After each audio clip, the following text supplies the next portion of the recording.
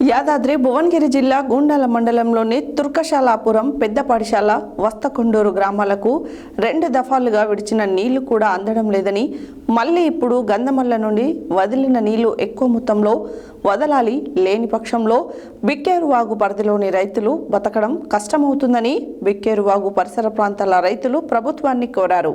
ఈ సందర్భంగా వారు మాట్లాడారు.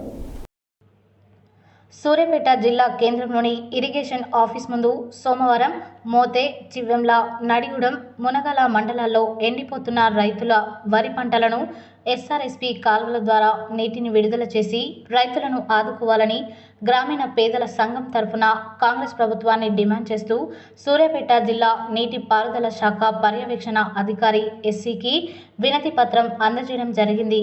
ఈ సందర్భంగా వారు మాట్లాడుతూ యాసంగి పంటలకి విడతల వారీగా నీళ్లు విడుదల చేస్తామని స్వయంగా నీటిపారుదల శాఖ మంత్రి ఉత్తమ్ కుమార్ రెడ్డి ప్రకటించారని, మోతే, చివ్వెంల, నడిగూడెం, మునగాల మండలాల్లోని రైతులు తమకున్న బోర్లు, బావులు, చెరువులను ఉపయోగించుకొని వరి నాట్లను వేసుకున్నారని తెలిపారు.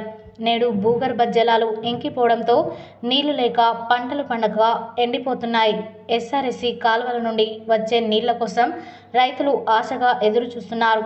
కానీ ప్రభుత్వం విడతల వారీగా విడుదల చేసిన నీళ్లు ఈ ప్రాంత రైతుల పొలాలకు రావడం లేదన్నారు. ఈ కార్యక్రమంలో గ్రామీణ పేదల సంఘం జిల్లా కార్యదర్శి కొనకంచి వీరభద్రయ్య, ఉపాధ్యక్షులు ముప్పాని లింగారెడ్డి, సహాయ కార్యదర్శి ఉప్పల మల్లయ్య మరియు సభ్యులు పాలకురి ఎల్లయ్య, నల్గొండ ఇంకన్న, రమేష్ బాబు, తండు మల్సూర్, సునీల్, శిగరవి, నారాయణరెడ్డి, బాలు, బైర వెంకన్న, మండవ శ్రీను, వీరబోయిన వెంకన్న, తండా కృష్ణయ్య తదితరులు పాల్గొన్నారు.